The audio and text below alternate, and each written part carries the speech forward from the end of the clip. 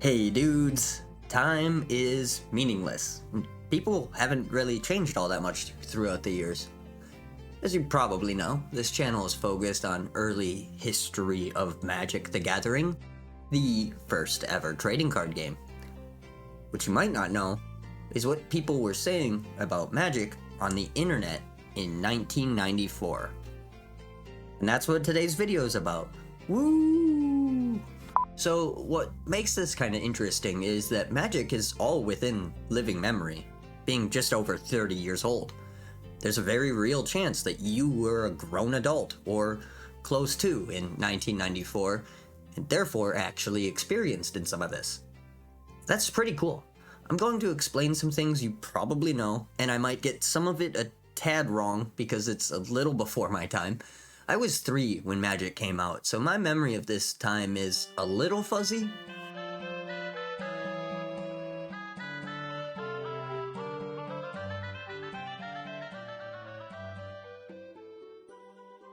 The World Wide Web is an interconnected information system that enables content sharing all over the internet, at least according to Wikipedia. And this was open to the public in 1993, and this has influenced pretty much every aspect of our lives, from our culture to our productivity to how we share information, globalization, and all that nonsense. But the World Wide Web was not the start of the internet, with emails existing, although being a little uncommon, since the 70s. We aren't talking about forums or web pages today.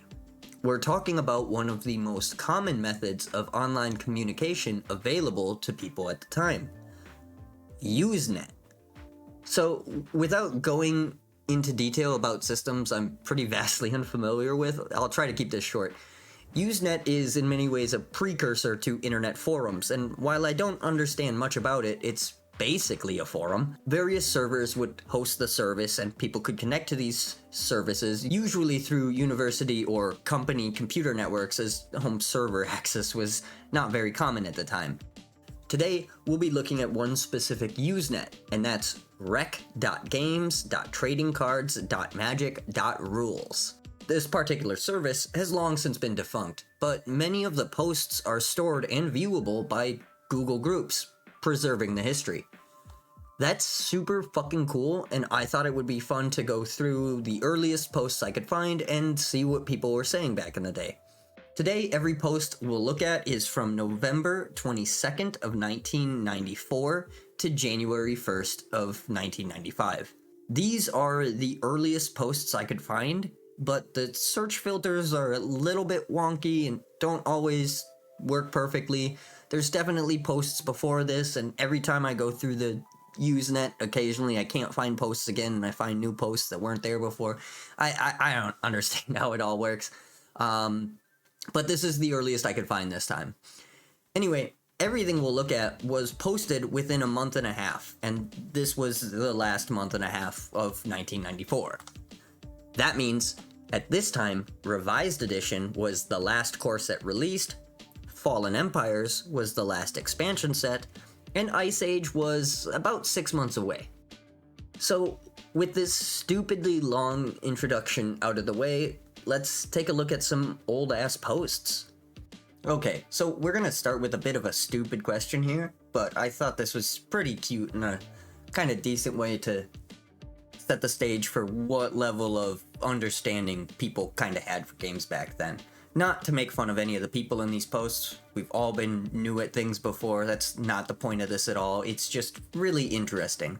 So, stupid new gamer question. I was reading the manual that came with my starter pack, and they neglected one teensy part of the game: doing damage to your opponent. Can creatures do damage if your opponent is either unable, or for some bizarre reason, unwilling to defend himself? Or do you have to use other combat-oriented spells and creatures that trample? Inquiring minds want to know. Very cute. It's interesting because some of these things it's kind of hard to even put yourself in their shoes, right? Just because, I know the stupid fucking game for so long. But I suppose it is kind of confusing if you don't, if you've never played one of these kind of games before. And the early rules were incomprehensible. This person was replied to by a few different people, and for the most part, this was kind of wholesome. They answered the question, obviously, that yeah, if they don't block, you can deal the damage. But they also went in to explain that it is not stupid to just take damage sometimes. There's tactical reasons you would want to do that. But yeah, anyway, this one was pretty interesting. Staying on theme with the silly questions, we have Regeneration. Whoops. This is probably a silly question, but if I regenerate a creature that my opponent's vampire has killed, does the vampire still get +1/+1 counters? In the rulebook, regeneration means that the target creature doesn't even actually reach the graveyard. But from my understanding of the word regeneration, to regenerate something means to, in this instance, bring it back to life, thus meaning it had been killed in the first place. This one is really interesting because they actually know the answer to the question they're asking, and I think this is an excellent example of how confusing the lore of this game can be. Because, like I said, they know the rule. They fucking listed the rule that tells them they're wrong, but because of their personal feeling on what regeneration means, it doesn't feel right. That's really interesting, and you see this kind of stuff a lot, especially in early Magic, and they actually were pretty good about designing around this early on. If you look at the card Tetrevis, which is a artifact creature flying, makes 3 counters that you can remove it to make 1/1 flying creatures. Anyway, that card specifically calls out that enchantment. What exactly does it say? Does it say that you can't play an I forget exactly what it says, but it references that enchantments won't work the way that you would assume they would work because of the story of the card, because the mechanics work differently. So in many instances, when the card would be confusing because like you would naturally assume it worked this way because of the flavor, they would kind of talk about that. They don't really do that anymore, but it also, with their comprehensive rules, probably isn't as necessary as it would have been. But this person was wrong, obviously. The rule works as the rule works, and they even knew that. But I just thought that this was pretty interesting. But the replies were pretty, kind, I guess. Which is nice to see. But yeah, it's just really interesting to see how, things like this can be confusing even when they're not, right? Like the rule, this specific rule was one of the few rules that was actually pretty clearly explained in the book. There's a lot of rules that make no fucking sense, but even this one is seen as confusing as kind of interesting. Tom's having turkey. Just a reminder to the new groups, remember that Tom Wiley, esteemed Netrep, is on vacation for the Thanksgiving holiday until after the weekend, so we're on our own for official questions and answer until his return. I guess this is a good time to talk about Netreps. So, Netrep is not really a term used anymore, as far as I know. At least I don't fucking ever hear it often. It was a job in the early 90s and late 90s. It's basically become like social media manager. It is very similar responsibilities. They just kind of work differently because, you know, the fucking world works differently. But at the time, a netrep was just basically someone that was on the internet and like worked for the company and was, you know, like an ambassador, right? Maybe don't use that word because now they use that to bribe Magic creators. I didn't say that. So anyway, Tom was one of the first netreps for Wizards of the Coast and he appears a lot in these early posts, answering rules questions and stuff like that. There's also Beth Morrison, who is, who uses the online call sign of Bethmo. She was, who was she? So she was also a net rep, and she was, I think, the first rules manager was one of the jobs that she had. I believe she eventually became one of the first level 5 judges too. Anyway, she also worked for Wizards and was in charge of rules and stuff like that. If you see Bethmo pop up, it was a ruling that she gave at some point. And then because I'm bad at the internet. We're just gonna do this because I didn't or format all this correctly. The bottom name down there, Snark, was the call sign for Dave Howell, who was the early production manager for Wizards of the Coast. He very influential in early Magic. He's actually the guy who invented the tap symbol. Anyway, so those are kind of the three main characters of, you know, early internet discussions about Magic. So if you see Bethmo or Snark pop up, those are rulings that they gave. They were both pretty common to do that, and Tom also. But I don't know that he had a call sign. I think he just went by Tom. But yeah, I guess that's really all I have to say on all of that. Legends and the Mask. I like this one a lot. How exactly is the following situation resolved? Both players A and B have illusionary masks in play. Oh boy.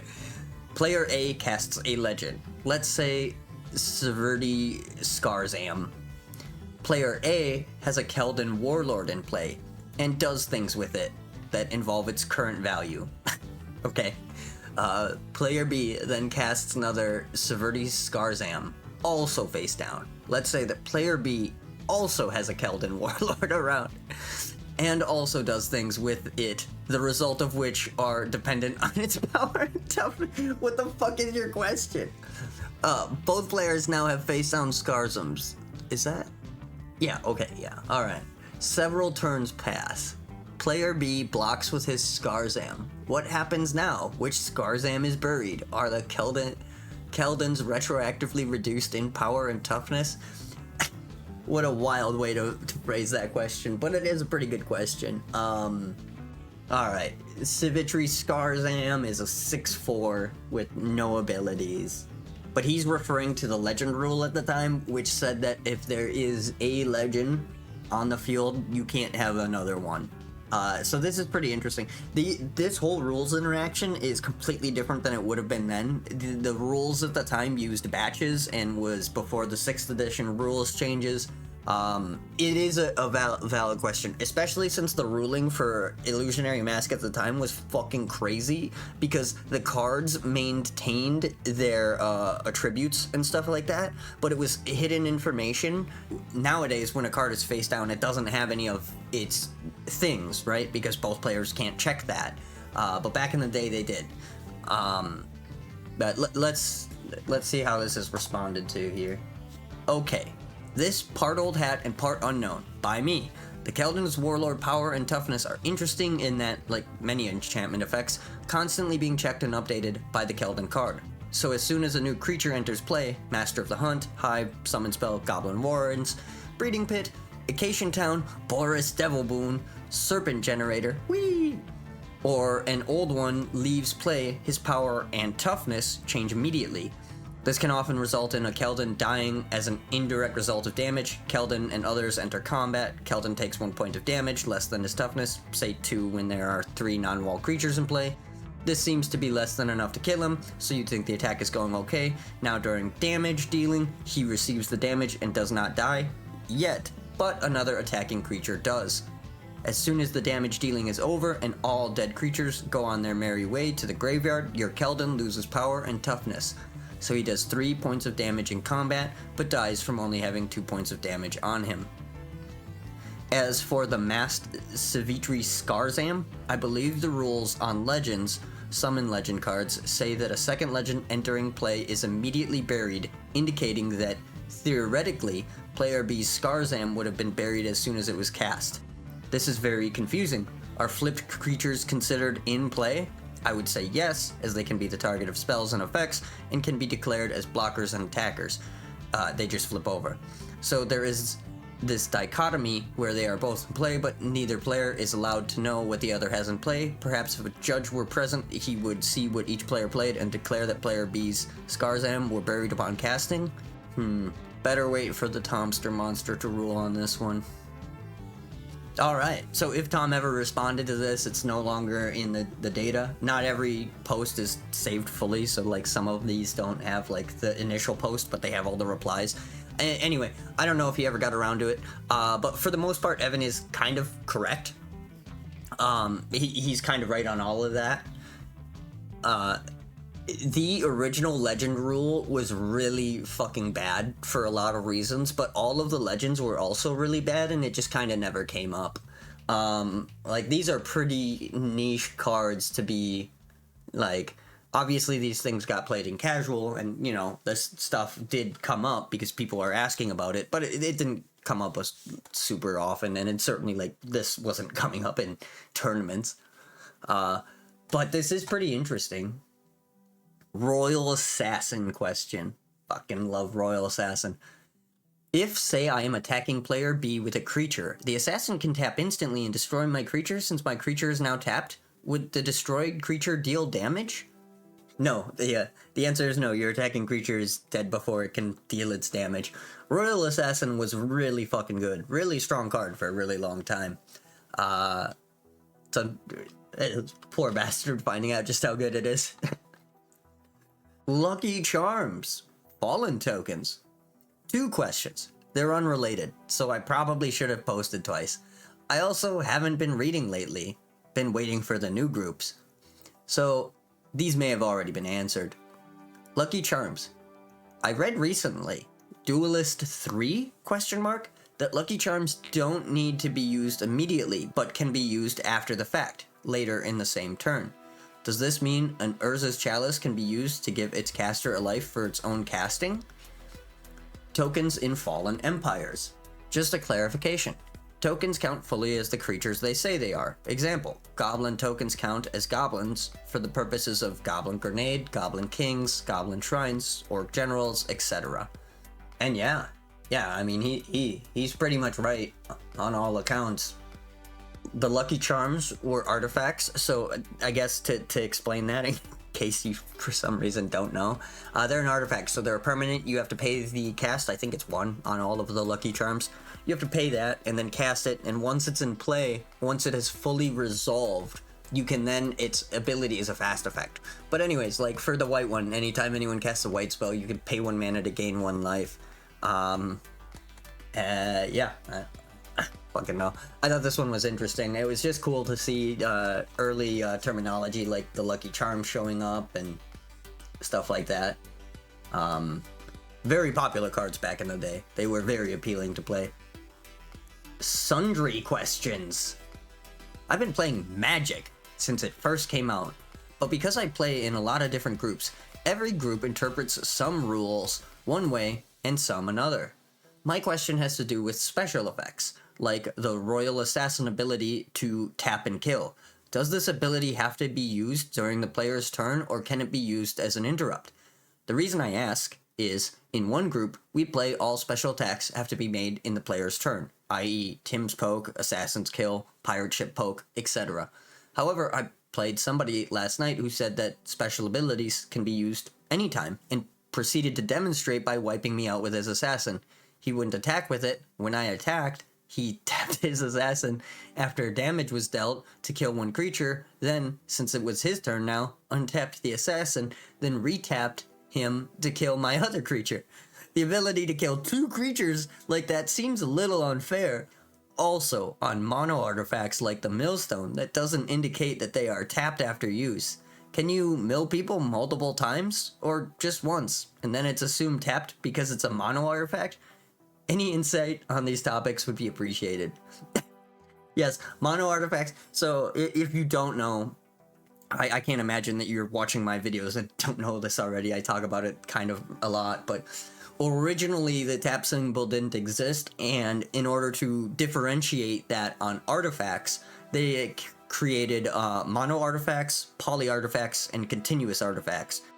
All 3 of these are just kind of redundant when you have the tap symbol, but continuous just meant they were artifacts without an activated ability. So, like, fucking Howling Might.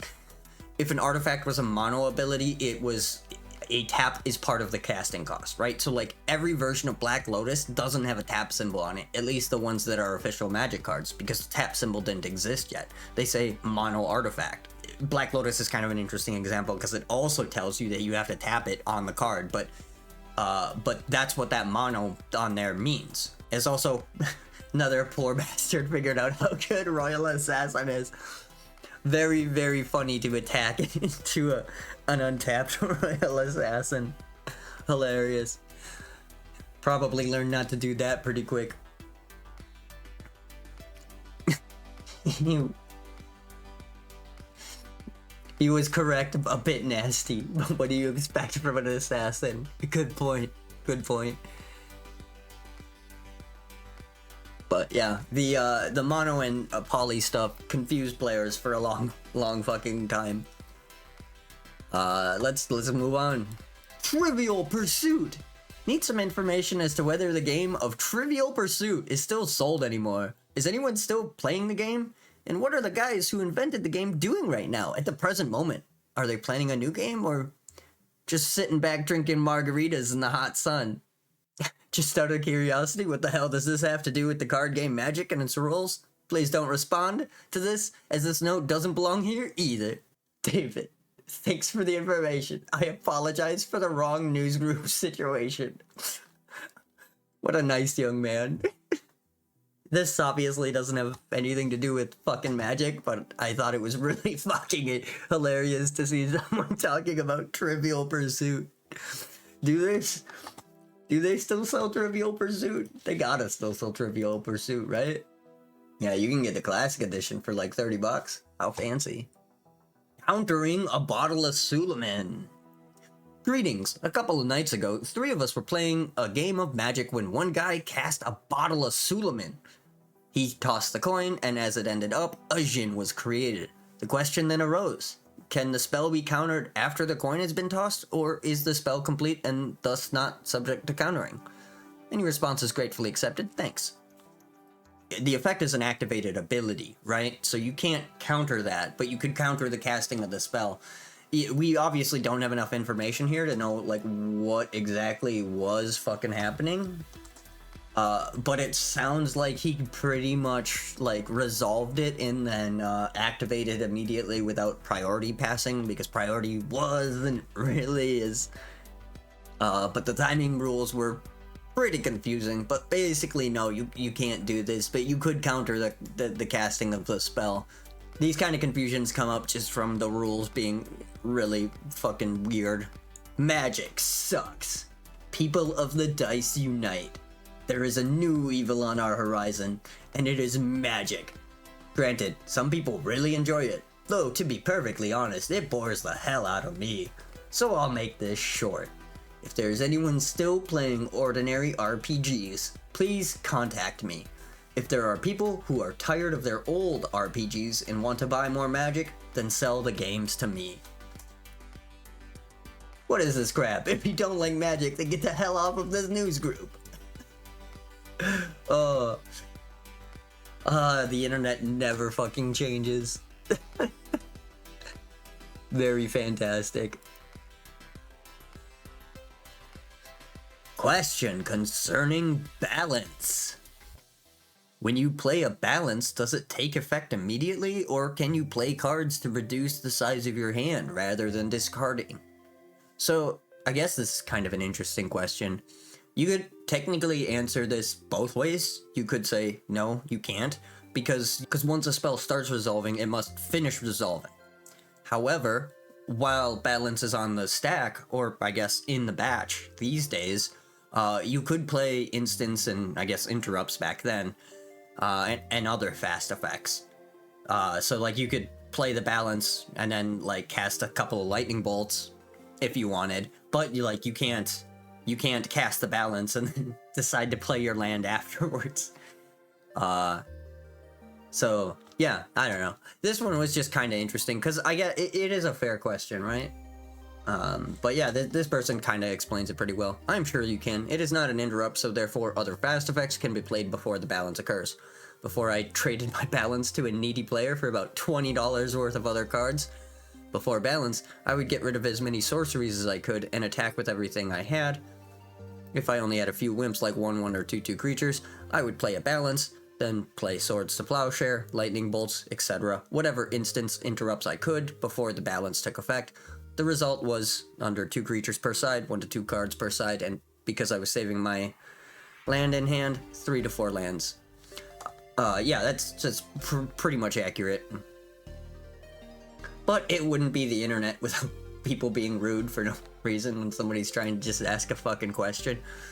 I believe RTFC means read the fucking card. Mon. Must discard enough lands of his or her choice. The discarded lands and creatures' hands are considered buried. That's funny because he doesn't like really answer the card, and the part of the card he highlighted isn't even the part that's like relevant. I don't know. Fucking funny stuff. But yeah, that's balance. I thought it was kind of interesting. Ooh, Arena land card. So Arena was one of the Harper Prism book promos, along with the Giant Badger and Mana Crypt and a couple others. Mana Crypt's the only good one. Arena is kind of interesting though. But anyway, he's got questions about it. I have 2 quick questions dealing with the Arena land card. Are the creatures considered attacking and defending? Can the creature summoned by the owner have a righteousness cast on it? Or are the creatures just considered to be dueling? And 2, are special abilities affected by the Arena? Does a Basilisk still have its ability to destroy creatures, even if it does not do enough damage? Yeah, these are interesting questions, and they go again to the kind of showing how flavor can make things really fucking confusing, right? Because the flavor of it has them fighting, right? So you would assume their abilities that take place when they usually fight, which is during the attack phase, would also occur, but they don't because it's not actually an attack step. So again, this is just another good example of things like being confusing because of the flavor. So I thought that was kind of interesting. Oh, I love this one. Chaos Orb. I have some questions regarding this card, which, in my opinion, is a bullshit card. And then he has posted previous rulings. You can arrange your cards anytime before the orb is put into play, but not after. Snark. Oh yeah, here's Howl. Yeah. So his question is, can you insist on playing at a larger table if you suspect your opponent may have a Chaos Orb? Let's play on that bar stool. How about that snooker table? Very funny stuff. You cannot interfere in any physical way with the playing of this card. The player's pocket guide. It must flip 360 degrees. That's what flip entirely means from the FAQ. Cards it touches refers to cards it touches once it stops moving. Snark. If the orb does not touch a card because a pentastone or other token is between them, the orb counts as not touching the card. Okay. If you have sleeves on cards, they count as the cards. Fucking Magic players, man. Can only affect cards that are in play. Cards that are in the game but not in play, such as the library and graveyard, or cards that are held out of play by such effects as Oubliette and Tawnos' Coffin, cannot be affected. You cannot regenerate or otherwise save the Chaos Orb when it is destroyed in use. A card which destroys itself is considered to be sacrificed. This is not a targeted effect. Creatures with Artifact Ward or other means of preventing being targeted by artifacts are destroyed by the orb. Ripping the Chaos Orb into confetti and then scattering it as each piece flops 360 degrees across your opponent's cards is only legal in games which are not the final round of a tournament. I'm going to assume that last one is a little bit of tongue-in-cheek, but it's interesting to see the old wives' tale about Chaos Orb being, it was around even back then. No idea if this is actually true or not. I've heard various, but it is interesting to see that they were talking about it even back then. Okay, this is, in my opinion, totally ridiculous. How the hell can you check if each shred rotates at least 360 degrees? Yeah, I'm pretty sure that ruling was a joke, dude, but whatever. Yeah, okay. So I guess he doesn't really actually have much for opinions here, other than he does make some interesting points, and does kind of highlight exactly, like, part of why this card is just fucking, like, you can't, tournament rules cannot accommodate this. It's just fucking ridiculous. But yeah, they obviously this kind of stuff is funny and kind of hilarious, but they went away with it, and probably for the best, because the card is pretty fucking bullshit. But I thought that was pretty interesting. I had not seen this ruling before. I do not know where he got it, and I don't really want to... Oh, shit. I gotta look at my fucking screen. Yeah, this ruling, I don't know where he found that. And I guess I probably have all the information to look for it, but I'm not gonna do that. But I am like 90% sure this is a fucking joke, right? It's got the smiley face at the end. Just kind of the, yeah, I don't know. Very, very, very funny. Dark Heart of the Forest! I'm only talking about this one because I like this card and I don't get to talk about it all that often. Okay, I've checked the most recent rulings, and there's nothing that deals with this at all, so here goes. Dark Heart of the Forest. Black-green, you may sacrifice a forest to gain 3 life. Counts as both a black card and a green card. If I have one of these in play, I can sacrifice a forest and gain 3 life. That's the easy part. If I have 3 of these in play, and I sacrifice a forest, do I get 3 life or 9? The mechanics of the question hinge on the point of the sacrifice. Is it targeted to one enchantment, or does the sacrifice of a forest satisfy any number of dark cards? As a side comment, how does this relate to LOTP? Lord of the Pit. How does this relate to Lord of the Pit, Yawgmoth Demon, and other sacrifice creatures? The player pocket guide is very vague on the whole subject of sacrifices.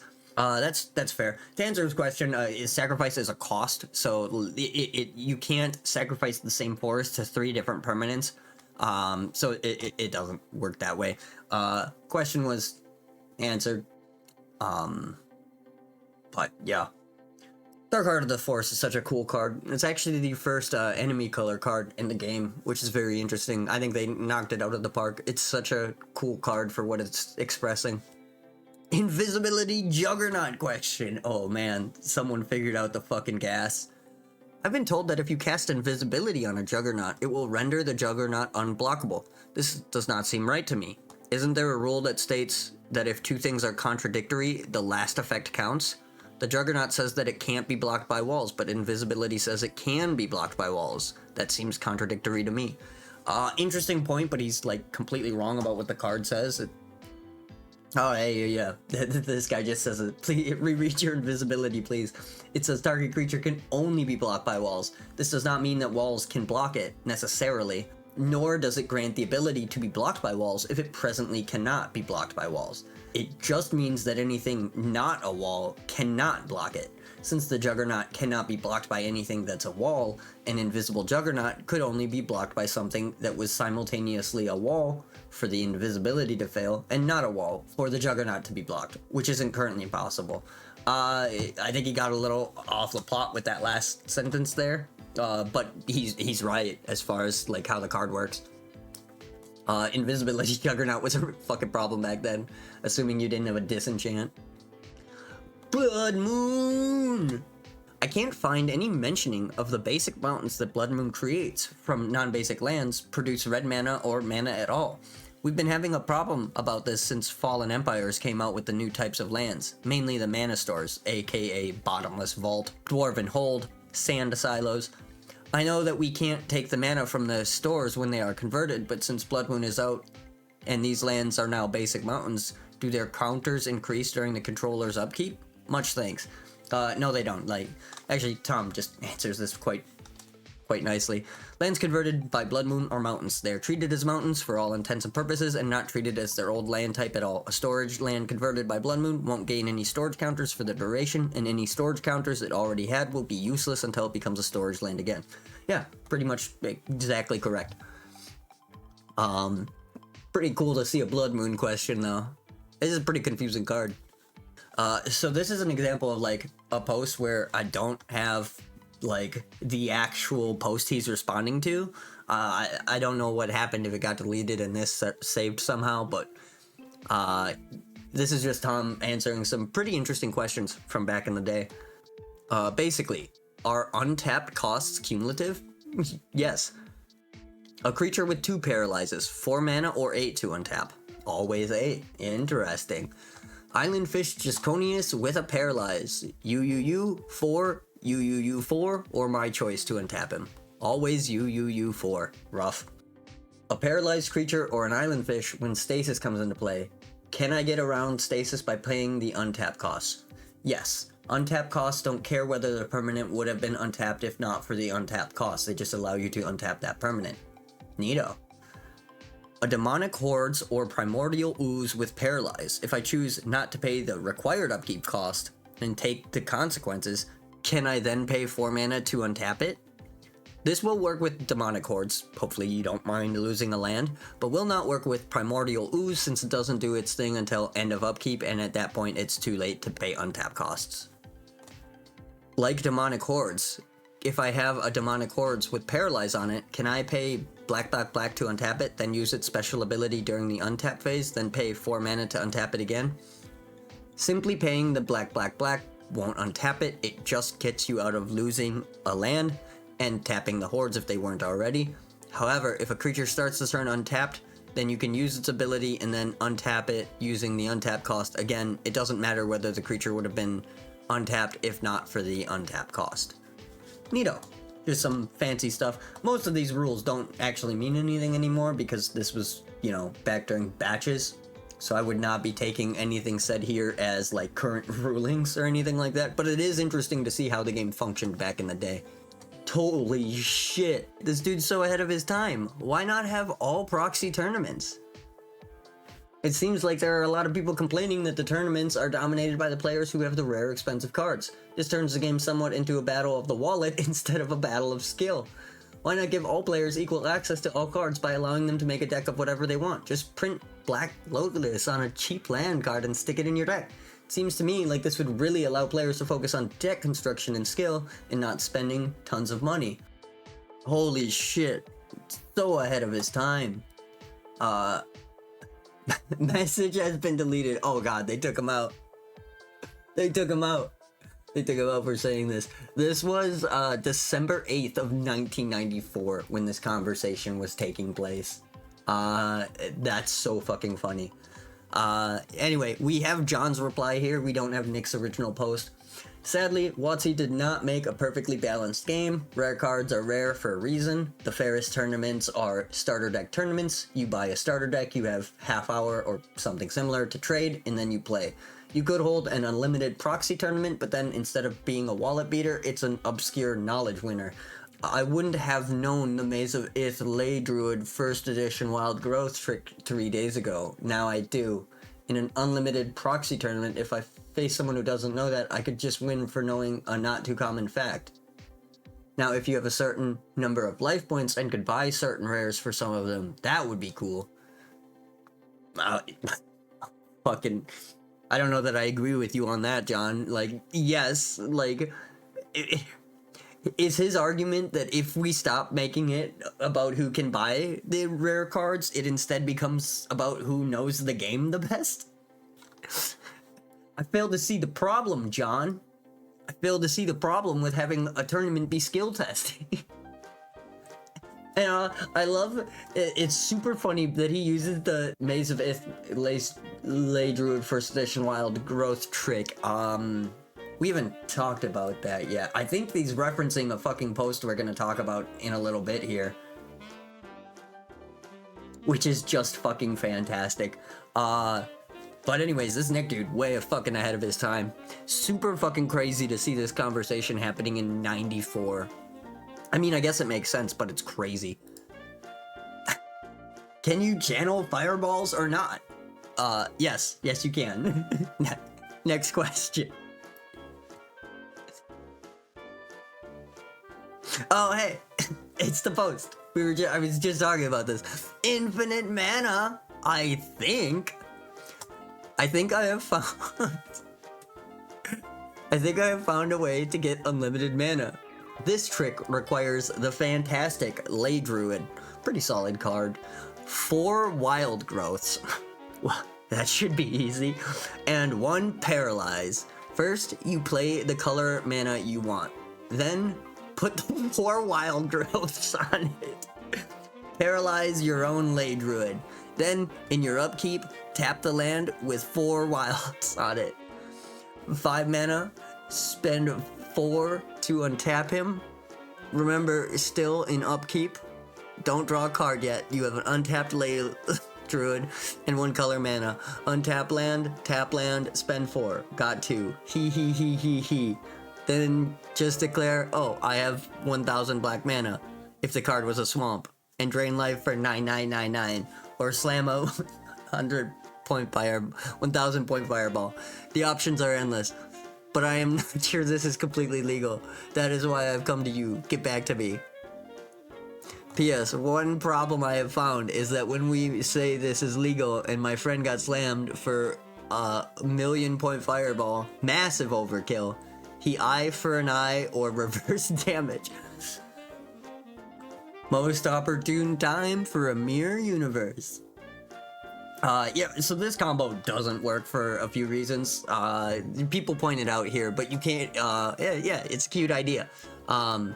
Paralyze, you can't activate you can't activate the upkeep cost of Paralyze more than once a turn. And even if you could, the cards he used as an example, Drain Life and like Fireball, Disintegrate, stuff like that, those are all sorceries, so you can't actually cast them. And back in the day, Mana Burn was a thing, right? So not only would you have, if it did work, you'd have all this mana that you couldn't use, you just kill yourself to Mana Burn. I mean, you could still do like a Howl from Beyond or something, so it wouldn't be like useless, but it wouldn't be used in the way this person is saying. This is very similar to the combo that the other guy was talking about as skill testing. He specifically said a first edition Wild Growth. That being said, I don't know what he means. Yeah, okay, let's go back to that post. Okay. The Maze of Ith Ley Druid first edition Wild Growth trick. So I don't know what he means by first edition Wild, because the wording of Wild Growth didn't change. I guess he means, okay, so this is after revised, and revised the wording for Wild Growth is whenever the usual mana is drawn from target land, Wild Growth provides an extra green. The original wording is, when tapped, target land provides one green mana in addition to the mana it normally provides. So, anyway, the point is this guy means that a limited edition or a unlimited edition Wild Growth is ambiguous, and you could maybe put it on a Maze of Ith, and then loop the Maze of Ith and Ley Druid to make infinite mana. I don't think that technically ever worked. But, like, there are ways of going around and making infinite mana with Ley Druid. The big problem with, like, all of that is that Ley Druid just, like, all of the combos with him at the time were, like, 7 fucking cards. It's just not good. Pretty fucking funny, though. Anyway, yeah. Infinite mana, I think. It's not, but it is cool to see people getting kind of, excited about dumb stuff. It's also really interesting how, like, into the concept of overkill people were at the time, and I guess maybe still are. People really like the idea of, like, fucking doming your opponent for, like, 1 billion damage when, like, 20 does it. Like, I guess I don't understand the appeal, but it is kind of interesting. Legends! Hello, quick question. A legend that requires multiple colors to summon. What color is the damage that this summoned legend generates? An example, could a Circle of Protection be used to prevent damage from a multicolored legend? Thanks in advance, Jim. Yeah, it could. This person provides a lot of helpful information by just posting the entire fucking card that came with Legends. So Legends, because it had a bunch of relatively interesting and different rulings, or it had new rules with the legend cards and stuff like that. The packs actually came with a rules card that is specifically explain the new stuff, including this question this person is having. But hey, you know, people have questions. Oh my god, it's a Chains of Mephistopheles question. I fucking love these so goddamn much. I have in play, under my control, 2 Chains of Mephistopheles. Whoa, fucking moneybags over here. And 1 Howling Mine. It is my opponent's draw phase. They have no cards in hand. They draw their first card, unaffected by either chains. Now, what happens? What happens? Chains is so funny. It's so fucking confusing. People have such trouble with this card, and I love it. Let's see how good this person did. Since the draws are separate, if the card is an instant or interrupt and he has the available mana, required targets, etc., he can cast this before drawing his second card. Yeah. Assuming he doesn't play the card when he is about to draw his second card, he must first discard the one he just drew to satisfy the first chains, and then he still can't satisfy the second one, so he moves a card from his library to his graveyard. Also correct. If he plays the first card, then both chains say to move a card from library to graveyard instead of drawing a card, so I think he would still only move one card from the library to the graveyard. Of course, you won't be holding very many cards either. Yeah, that is also correct. It's a replacement effect. I guess I don't know all of the nuances of how the rules worked at the time, as far as like the best rules and stuff like that. Some of this is a little hard to understand, partially just because we're looking at it through the lens of like the past, right? So like anytime you look at any old Magic rules, you have all of the new rules in your head, so generally you will default to that if like it's just not really clear, because a lot of the times in the old rules it's just not very clear. But yeah, it's a replacement effect, so like once if you replace the draw on the first,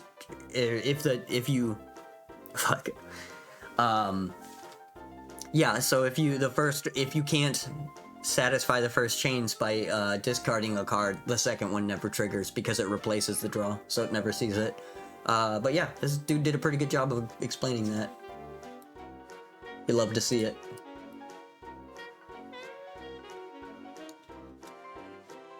Oh, moving right along. Alpha cards in tourney. Howdy y'all, my question is, can you play alpha cards in a tournament deck with cards other than alpha? I know you can see from the large corner radius which card is Elfian. Elfian, I love that.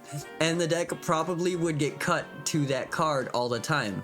But what are you supposed to do? Question. A friend of mine said something about proxy it, but you can't have proxies in tourneys, right? Thank you for your responses. Interesting. We'll read the single response that's still saved here from this, but then I'll have my own things to say about this.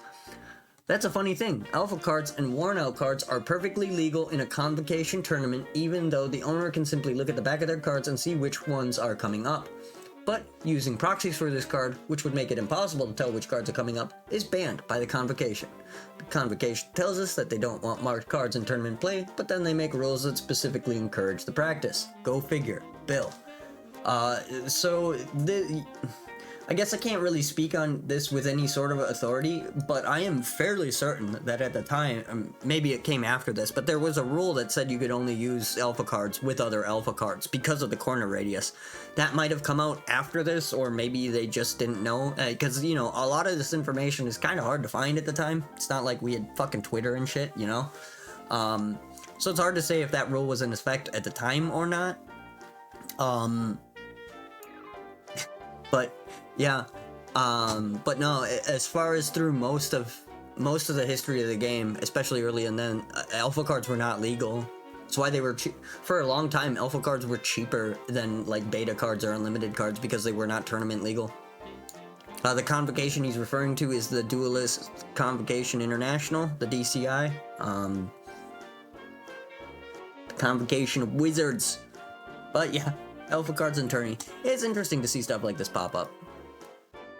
The Hive plus Atog. Holy shit. 2 GOAT fucking cards. I love both of these. Atog is really good and the Hive is really not. Alright, if I have the Hive out and have managed an impasse for a few turns so that I have 5 giant wasp tokens out, and then bring an Atog out, could I attack with the Atog, cast Jump on it, so that he can only block with flying creatures, of which he has none, and then sacrifice all of the wasp tokens to it to gain +10/+10 on the Atog till the end of turn? Question mark? This came up last night and my opponent said that wasn't right, but I pointed out that the card for the Hive says something like, the tokens are treated as artifact creatures in every way except that when they are killed, they are removed from the game entirely, and the artifact creatures can be affected by anything that affects artifacts and or creatures. My opponent wasn't impressed by this, but accepted his loss on this, provided I asked for a ruling. Am I right, or is he? You are way right, Eric. That's exactly how that works. But, yeah. I fucking love Atog. What an awesome card. Tom! Atog! The boneheads that legislate the gaming at my local comic book store have declared that the bonus on an Atog is permanent. Please confirm that they are officially wrong about this, so I can print it out and show them. Thanks. The bonus on Atog is permanent. The funny part about this is, according to some things I've heard, Atog was a pretty unpopular card. A lot of people didn't like it. By like a 4th edition, it was the most commonly card in print. But Atog is really strong. Like, it's much stronger than it looks like if you don't really... It's... Yeah, it is pretty good, especially at the time. Its bonus being permanent is absolutely fucking insane and game-breaking.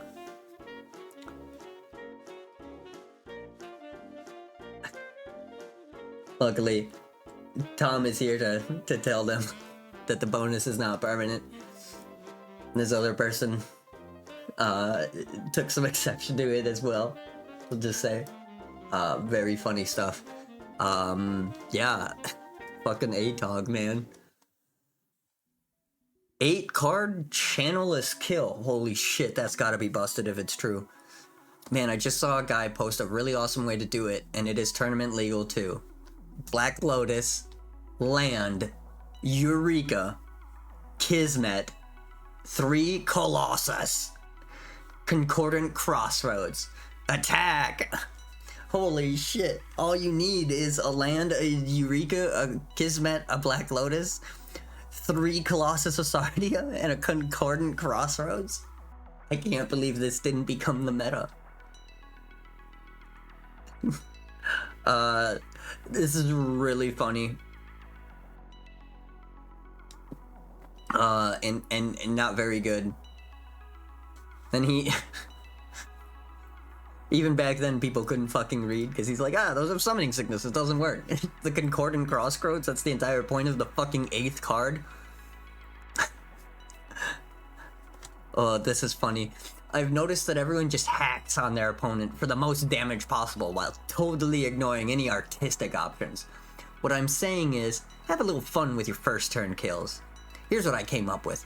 Black Lotus, green, green, green. Black Lotus, green, green, green, green, green, green. So 2 Black Lotus. Scribe Skrates. Okay, so now he's down to 5 green. Instill Energy, now he's down to 4 green. And then Giant Growth. Giant Growth. Berserk.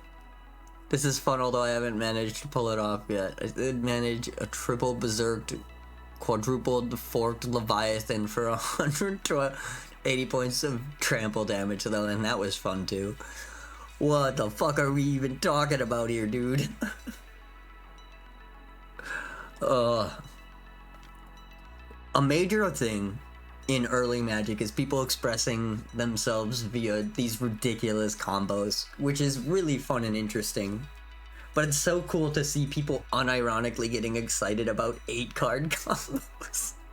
Holy shit, look at how good this is. Not only can I win this game, I can win this game 1,000 times. That's so funny. Alright, so we're almost through with these. This is taking longer than I anticipated. Hopefully you're finding these as interesting as I did. My friend and I are having an argument which I believe I am right. Grin. Oh good, you're not pretentious at all. The rules say an effect, in this case Pestilence, can be used either sequentially or simultaneously. So if I declare that I do, say, 5 damage by tapping 5 swamps, then I only have to tap 1 colorless mana to prevent the damage with Circle of Protection Black, because I am doing the damage all in one packet, right? Please someone help clarify this. Yeah, that's correct. I actually don't know how this rules interaction works now, but at the time, specifically with Pestilence and a couple other things, you could either stack all the damage into one triggered instance, or you could do it all individually. And if you stacked it all together, either player could prevent it all with a circle of with one activation of a circle of protection black. Kind of interesting. But yeah, pretty much gets confirmed here. I guess there's not too much else to say about that one. Too many Ifriti! I realize this is virtual FAQ material, but it's frequently asked because it's confusing. This happened to me. That's a weird way to phrase that sentence. I'm not sure what he's trying to say. My opponent played a Serendib Ifrit. On my upkeep, I changed a doppelganger I had in play to a Serendib Ifrit. Question 1. Do I take a point of damage immediately or not until next upkeep? My opponent responded on his turn by playing a clone. So now there were 3 Ifrit equivalents on the board. Question 2. He wanted to clone the doppelganger rather than the Ifrit, but I argued that you can clone the doppelganger's current shape, but not the doppelganger's change every turn ability. Was this correct? I then played my Dance of Many and made it a doppelganger in the form of an Ifrit. Question 3. Since the Dance of Many copies a card rather than a creature, I assumed that you could use it to copy a doppelganger. Was this correct? That's kind of an interesting interpretation. At this point, we had a Mexican standoff, each player taking 2 points of damage every turn and waiting for the other to attack. So on my next turn's upkeep, I stopped powering the Dance of Many to free up the mana. Question 4. Do I take the points damage from the Ifrit, or does the Dance of Many go away before I can take damage? Sorry for the flood of questions, but it's that time of year. You're right, it is FAQ material. Grab the rules some reposts every now and then. Way to not answer the question. Then we got someone who kind of answered it. If it switches away from a creature that has some kind of upkeep cost during upkeep, then the cost does not have to be paid. If it switches to a creature that has an upkeep cost, then you must pay the upkeep cost. So you would have to have paid the point of damage. And then to question 2, no it wasn't. For all intents and purposes, clones are exact duplicates of what a creature they are cloning, except for the casting cost. Doppelgangers, though, are always doppelgangers. However, doppelgangers must always be doppling some other target creature. So if you clone a doppelganger of an Ifrit, you get a doppelganger of an Ifrit, which on its next upkeep could change its form just like the doppelganger it's cloning. Alright, so we're almost done here. I just had a couple more that were pretty funny. 4-card limit, Fallen Empires, Q? Question mark? For tournaments, is the 4-card limit in effect for the multiple artwork cards in the Fallen Empires deck?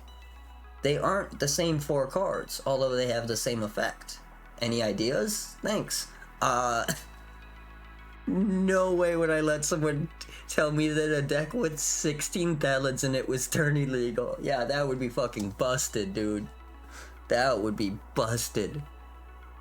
What card it is determined by its name. Yeah, interesting enough, but a reasonable thing to be confused about at the time. Hi, a neat trick I noticed on the Ivory Gardens prompted me to ask this.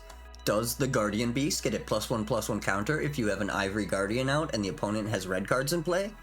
My argument is the Guardian Beast is Summon Guardian, and the Ivory Guardian says gives all Guardians, plural, mind you, +1/+1 if blah blah. But some of the weird goblin things have give all goblins +1/+1 and some are summon goblins. Yeah, this is a reasonable thing to be confused about, especially since it certainly was not intended. But yeah, that's how that works. You can use a Guardian Beast. You can pump a Guardian Beast up with an Ivory Guardian. Not that that's any good. Kind of expensive these days. But you could do it. So that was a little brief look at some of the history of the game and how people were viewing it from an early time. Hopefully you found this interesting. I found this really fucking captivating. A lot of this stuff is so fucking cool to go back and look through and see that honestly things haven't really changed all that much. Anyway, hopefully you enjoyed this. I know it's a little bit different of a video. I am just recovering from being very, very sick. It was not a fun time. But yeah, hopefully you enjoyed this. I had a lot of fun going through this. And yeah, I don't know. You'd think after a couple years I'd be better at fucking doing this, but I guess not. Anyway, thank you for watching. I hope you enjoyed yourself. You can like the video if you liked it. You, of course, can subscribe if you give a shit. But either way, I hope you have a magical day. Thank you for watching.